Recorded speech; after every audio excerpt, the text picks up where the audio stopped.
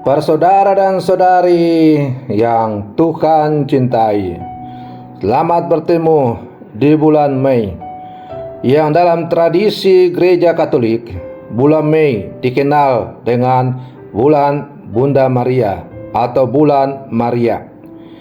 Dengan demikian, selama bulan Mei, kita akan berikan penghormatan khusus kepada Bunda kita, Bunda Maria, dengan berdoa rosario di rumah-rumah, di kombas-kombas, maupun di mana saja kita berada. Mengawali hari pertama bulan Mei, hari Rabu tanggal 1 Mei ini, kita hendak mendengar dan merenungkan sabda Tuhan. Marilah sebelum kita mendengar dan merenungkan sabda Tuhan, kita berdoa. Dalam nama Bapa dan Putra dan Roh Kudus. Amin. Allah Bapa, pokok sukacita kami, Engkau mempersatukan hati umat beriman untuk mengejar tujuan yang sama. Semoga kami menyayangi perintah-Mu dan merindukan janji-Mu, agar di tengah kesibukan dunia ini, hati kami tetap terpikat pada sukacita sejati yang Engkau berikan. Bersabdalah ya Tuhan, kami siap mendengarkan. Terpujilah Engkau Bapa, Putra dan Roh Kudus, kini dan sepanjang segala masa. Amin. Para saudara dan saudari yang Tuhan cintai, sabda Tuhan yang hendak kita dengar dan kita renungkan untuk mengawali hari yang baru ini diambil dari Injil Yohanes pasal 15 ayat 1 sampai 8. Tuhan bersamamu. Inilah Injil suci menurut Yohanes. Dalam amanat perpisahannya, Yesus berkata kepada murid-muridnya, Akulah pokok anggur yang benar, dan Bapakulah penguasanya. Setiap ranting pada Aku yang tidak berbuah, dipotongnya, dan setiap ranting yang berbuah, dibersihkannya, supaya berbuah lebih banyak. Kamu memang sudah bersih karena firman yang telah Kukatakan kepadamu. Tinggallah di dalam Aku, dan Aku dalam kamu. Sama seperti ranting tidak dapat berbuah dari dirinya sendiri kalau ia tidak tinggal pada pokok anggur, demikian juga kamu tidak berbuah jikalau kamu tidak tinggal di dalam Aku. Akulah pokok anggur, dan kamulah ranting-rantingnya. Barang siapa tinggal dalam Aku, dan Aku di dalam dia, ia berbuah banyak. Sebab di luar Aku, kamu tidak dapat berbuat apa-apa. Barang siapa tidak tinggal dalam Aku, ia dibuang keluar seperti ranting yang menjadi kering, kemudian dikumpulkan orang dan dicampakkan ke dalam api, lalu dibakar. Jikalau kamu tinggal dalam Aku, dan firman-Ku tinggal dalam kamu, mintalah apa saja yang kamu kehendaki, dan kamu akan menerimanya. Dalam hal inilah Bapa-Ku dipermuliakan, yaitu jika kamu berbuah banyak, dan dengan demikian kamu adalah murid-murid-Ku. Demikianlah sabda Tuhan.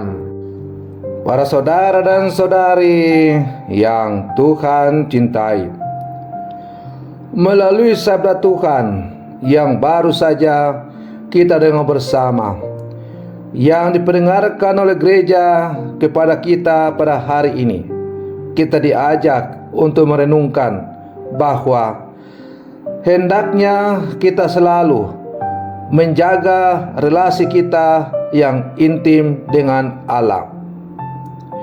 Bacaan ini mengajarkan tentang pentingnya kita tetap berada dalam hubungan yang erat dengan Allah dan membiarkan firman-Nya tinggal dalam kita. Seperti sebatang pokok anggur yang menghasilkan buah yang berlimpah. Kita juga dipanggil untuk menghasilkan buah yang baik dalam hidup kita. Namun, harus kita sadari bahwa hal itu hanya mungkin terjadi jika kita tetap bersekutu dengan Tuhan, merenungkan firman-Nya, dan hidup sesuai dengan kehendak-Nya. Para saudara dan saudari yang Tuhan cintai, dalam menjalani kehidupan kita ini, hendaklah kita selalu menjaga agar relasi kita, hubungan kita dengan Tuhan, sungguh kita perhatikan dengan baik, dan kita jaga supaya relasi kita dengan Tuhan sungguh semakin akrab. Jika kita tetap berada dalam Kristus dan memperoleh kasih-Nya, kita akan mampu menghasilkan buah yang melimpah dan selaras dengan kehendak-Nya.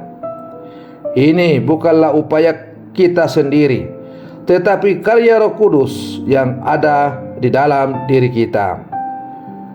Para saudara dan saudari yang Tuhan cintai, sama seperti sebuah ranting tidak akan menghasilkan buah bila mana ia tidak menempel atau tetap menyatu dengan pokok dari ranting itu atau pohon itu. Maka demikian pula halnya hidup kita sebagai orang-orang beriman. Kita tidak akan mampu menghasilkan apa-apa. Kita tidak akan berdaya. Kita tidak akan mampu menjalani kehidupan ini apabila kita tidak selalu menggantungkan seluruh kehidupan kita kepada Tuhan. Karena tanpa Tuhan, kita tidak bisa berbuat apa-apa.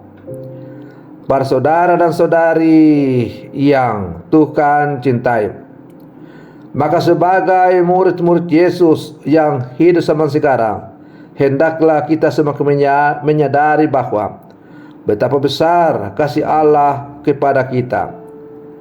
Biarkanlah kasih Allah itu memotivasi kita untuk hidup seturut dengan kehendak-Nya.